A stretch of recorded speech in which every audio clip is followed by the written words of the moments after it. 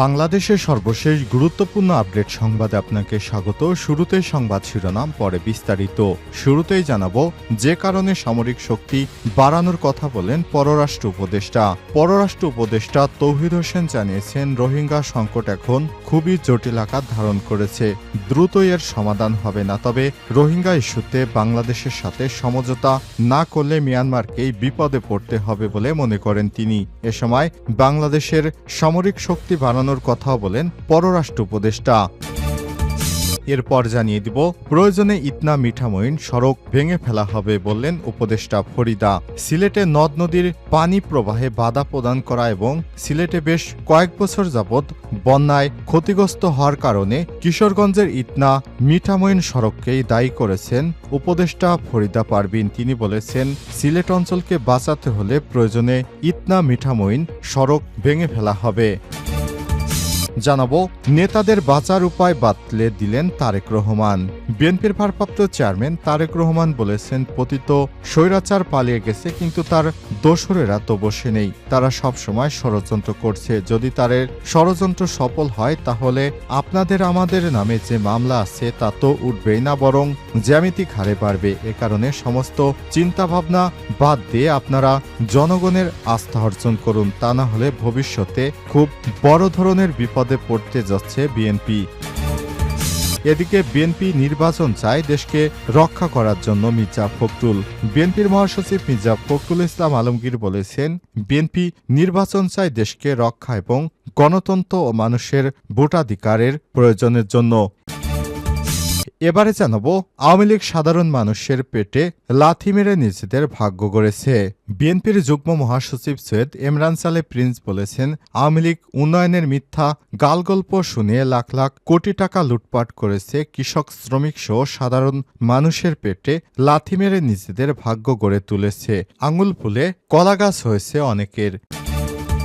এবং সর্বশেষ জানাবো, 4 দেশ এবং এদের আশপাশের আকাশ আর নিরাপদ নয় বলে সতর্কতা জারি। ইসরায়েল, লেবানন, সিরিয়া এবং ইরান সহ এই 4 দেশের আশপাশের আকাশসীমা উড়োজাহাজ পরিচালনার জন্য আর নিরাপদ নয়। তাই এসব অঞ্চলের উপর দিয়ে যাত্রীবাহী ফ্লাইট পরিচালনা করা পাইলটদের জন্য বড় ধরনের চ্যালেঞ্জ হয়ে দেখা দিয়েছে বলে সতর্ক দিয়েছে আন্তর্জাতিক পাইলট ও বিমানকর্মীদের সংগঠন flight operations group ops group. Gaza যুদ্ধকে কেন্দ্র করে গোটা মধ্যপ্রাচ্যে ছড়িয়ে পড়া চলমান সংঘাতের কারণে সংস্থাটি এমন সতর্কবার্তার কথা জানিয়েছে।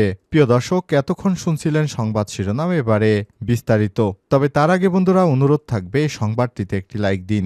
এই চ্যানেলে আপনি নতুন হয়ে থাকলে আমাদের সংবাদটি দেখতে দেখতে চ্যানেলটি সাবস্ক্রাইব করে রাখুন। কমেন্ট করে বন্ধুরা আপনার মূল্যবান মতামত জানিয়ে দিন আপনি বিশ্বের কোন দেশ থেকে বা বাংলাদেশের কোন স্থান থেকে আমাদের সংবাদটি দেখছেন এবং শুনছেন। এবারে বিস্তারিত। যে কারণে সামরিক শক্তি বাড়ানোর কথা বললেন পররাষ্ট্র উপদেষ্টা। পররাষ্ট্র উপদেষ্টা তৌহিদ হোসেন জানিয়েছেন, রোহিঙ্গা সংকট এখন খুবই জটিল আকার ধারণ করেছে, দ্রুতই এর সমাধান হবে না। তবে রোহিঙ্গা ইস্যুতে বাংলাদেশের সাথে সমঝোতা না করলে মিয়ানমারকেই বিপদে পড়তে হবে বলেও মনে করেন তিনি। এ সময় সামরিক শক্তি বাড়ানোর কথা বলেন তিনি। এ সময় রোহিঙ্গাদের ফেরাতে মিয়ানমারের সঙ্গে তড়িঘড়ি করে চুক্তি ঠিক হয়নি বলে উল্লেখ করেন পররাষ্ট্র উপদেষ্টা। শনিবার 23শে নভেম্বর ঢাকায় বাংলাদেশের রোহিঙ্গা নীতির প্রশ্নে জাতীয় ঐক্যমত্যের বিষয়ে অনুষ্ঠিত জাতীয় সংলাপে তিনি এসব মন্তব্য করেছেন। North South University NSU, South Asian Institute of Policy and Governance SIPG এবং এই সংলাপের আয়োজন করে। পররাষ্ট্র উপদেষ্টার মতে, বাংলাদেশের সাথে রোহিঙ্গা ইস্যুতে সমঝোতা না করলে বিপদে পড়তে হবে মিয়ানমারকে। বিশ্ব সম্প্রদায়ের সাথে এ নিয়ে দৃষ্টিকে এই বার্তা না দিতে পারলে সমস্যার সমাধান হবে না। আরাকান আর্মি রাখাইন ফ্যাক্টর হতে যাচ্ছে উল্লেখ করে তৌহিদ হোসেন বলেছেন, তাদের সাথে আনুষ্ঠানিকতা না হলেও অনানুষ্ঠানিক যোগাযোগ রাখতে হবে। এ সময় তিনি আরো বলেন, আমরা আরো যুদ্ধ বাঁধাতে চাই না, কিন্তু কেউ যেন আমাদের ব্যবহার করার সাহস না পায়, সেজন্য নিজেদের সামরিক শক্তি বাড়াতে হবে। প্রয়োজনে ইটনা মিঠামইন সড়ক ভেঙে ফেলা হবে বলেন উপদেষ্টা ফরিদা পারভিন। সিলেটে নদ নদীতে অবাধ পানি প্রবাহ নিশ্চিত এবং বন্যা মোকাবেলার প্রয়োজনে কিশোরগঞ্জের ইটনা মিঠামইন অষ্টাগ্রাম সড়কের কিছু অংশ ভেঙে ফেলা হবে বলে জানিয়েছেন মৎস্য এবং প্রাণী সম্পদ মন্ত্রণালয়ের উপদেষ্টা ফরিদা আক্তার। তিনি বলেছেন, আন্তঃমন্ত্রণালয়ের সিদ্ধান্ত নিয়ে উদ্যোগ বাস্তবায়ন করা হবে। শনিবার 23 নভেম্বর সকালে সিলেট হাওরে মৎস্য সম্পদ রক্ষায় স্টক হোল্ডার্স কনসালটেশন এবং ওয়ার্কশপ অনুষ্ঠানে প্রধান অতিথির বক্তব্যে তিনি সব কথা বলেছেন। ফরিদা আক্তার বলেন, আধুনিক এবং উন্নয়নের নামে হাওর অপরিকল্পিতভাবে বাধ্য রাস্তাঘাট নির্মাণ করেছে কথিত স্বৈরাচার ফ্যাসিস্ট আওয়ামী লীগ সরকার। ফলে ক্ষতিগ্রস্ত হয়েছে হাওর এবং মৎস্য সম্পদ। এতে পানি প্রবাহ বাধাগ্রস্ত হয়, প্রতিনিয়ত বন্যার মতো প্রাকৃতিক দুর্যোগ দেখা দিচ্ছে। এর আগে কর্মশালায় হাওর অধ্যুষিত 7টি জেলা থেকে আগত সংশ্লিষ্টরা বিভিন্ন সমস্যার কথা তুলে ধরেন। এ সময় হাওর এবং মৎস্য সম্পদ রক্ষায় বিভিন্ন দাবির কথা উল্লেখ করেন তারা। প্রাণী সম্পদ মন্ত্রণালয়ের অতিরিক্ত সচিব এটিএম মোস্তফা কামালের সভাপতিত্বে এই কর্মশালায় অতিথি হিসেবে উপস্থিত ছিলেন এবং বক্তব্য রাখেন সিলেট বিভাগীয় কমিশনার আবু আহমেদ সিদ্দিকী, সিলেটের জেলা প্রশাসক মোহাম্মদ শের মাহবুব মুরাদ ও বিভিন্ন উপজেলা নির্বাহী কর্মকর্তা। নেতাদের বাঁচার উপায় বাতলে দিলেন তারেক রহমান। বিএনপির ভারপ্রাপ্ত চেয়ারম্যান তারেক রহমান বলেছেন, পতিত স্বৈরাচারী পালিয়ে গেছে, কিন্তু তারা তো আর বসে নেই, তারা সবসময় ষড়যন্ত্র করছে। যদি তাদের ষড়যন্ত্র সফল হয় তাহলে আমাদের সবার নামে যে মামলা আছে তা তো উঠবেই না, বরং জ্যামিতিক হারে বেড়ে যাবে। সেই সম্ভাবনা রয়েছে। তবে সেই সম্ভাবনা যদি নস্যাৎ করে দিতে হয় তাহলে আজ থেকে আপনাদের প্রত্যেককে কেয়ারফুল থাকতে হবে। এ সময় তিনি আরো বলেন, আজ থেকে আপনাদেরকে টার্গেট একটাই নিতে হবে, জনগণ, জনগণ আর জনগণ। এর বাইরে যদি আপনারা অন্য কিছু চিন্তা করেন তাহলে পতিত যে স্বৈরাচার সফল হবে। কাজেই নিজেদের যদি বাঁচাতে হয় উপায় একটাই, জনগণের আস্থা অর্জন করা।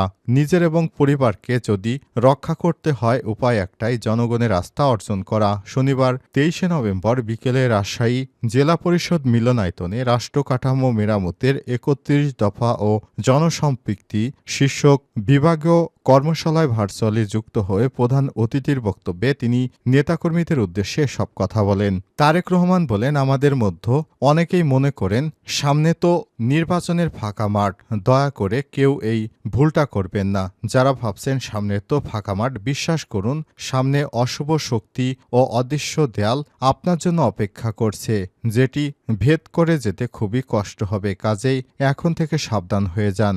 বিএনপি রাষ্ট্র কাঠামো মেরামতের 31 দফা নিয়ে জনগণের কাছে যার পরামর্শ দিয়েছেন তারেক রহমান। জনগণকে বোঝান, জনগণের আস্থা অর্জন করুন, জনগণের প্রত্যাশা পূরণ করুন।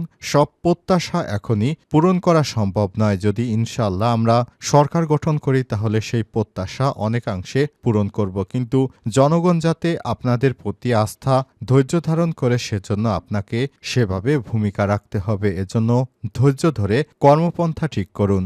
বিএনপির ভারপ্রাপ্ত চেয়ারম্যান তারেক রহমান আরও বলেন, আজ আমরা 31 দফা নিয়ে যে আলোচনা করলাম, শিখলাম, জানলাম তা ঘরের মধ্যেই শুধু সীমাবদ্ধ রাখবেন না। বাড়ি ফিরে আপনার অধীনে নেতাকর্মীদের এই 31 দফা শিক্ষা দিন। সেই শিক্ষা নিয়ে জনগণের কাছে যান, তাদের বোঝান। এই 31 দফা আপনারা যাতে জেনে শুনে বুঝে জনগণের কাছে গিয়ে তাদেরও বোঝাতে পারেন, এজন্যই আজকের এই কর্মশালার আয়োজন করা হয়েছে। বিএনপি নির্বাচন চায় দেশকে রক্ষা করার জন্য মির্জা ফখরুল।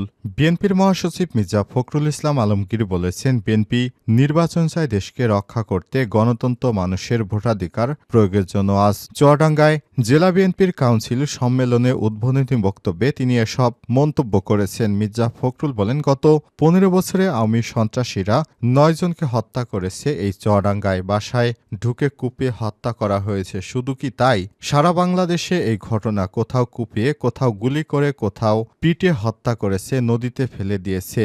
একই সঙ্গে পুলিশ বাহিনী তাদের সহযোগিতা করেছে এই হত্যাকাণ্ডে। এ অবস্থা থেকে বের হতে পেরেছে বলে আল্লাহর শুকরিয়া আদায় করেন মির্জা ফখরুল। পুলিশ ঠিকঠাক কাজ করছে না অনেকের এমন প্রশ্নের জবাবে তিনি বলেন, পুলিশকে আওয়ামী লীগ যেভাবে ব্যবহার করেছে কোনো গণতান্ত্রিক রাষ্ট্রে এভাবে ব্যবহার করতে পারে না।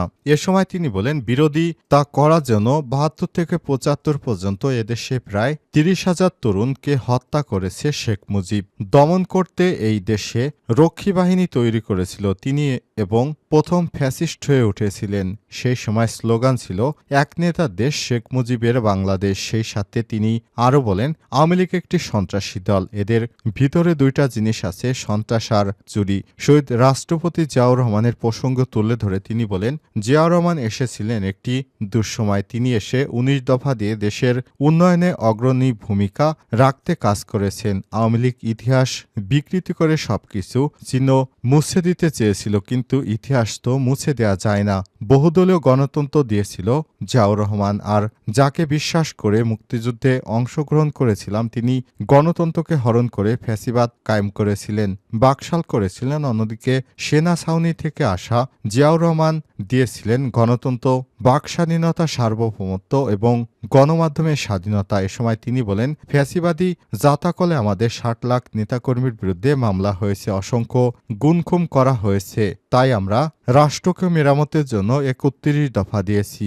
অন্তর্বর্তীকালীন সরকারের উদ্দেশ্যে তিনি বলেন, সংস্কার শেষ করে সাস্টেইনেবল করতে দরকার জনগণের প্রতিনিধি, এর জন্য দরকার পার্লামেন্ট। অনেকেই বলেন বিএনপি শুধু নির্বাচন চায়, বিএনপি নির্বাচন চায় দেশকে রক্ষা করতে, গণতন্ত্র মানুষের জন্য ভোটাধিকার প্রয়োজন। মির্জা ফখরুল বলেন, আমাদের পরিষ্কার কথা, আমরা তরুণদের রাষ্ট্রের দায়িত্ব এবং নেতৃত্ব দিতে চাই। তরুণ ছাত্রদের সাথে আমাদের কোনো সমস্যা নেই বলে জানান তিনি।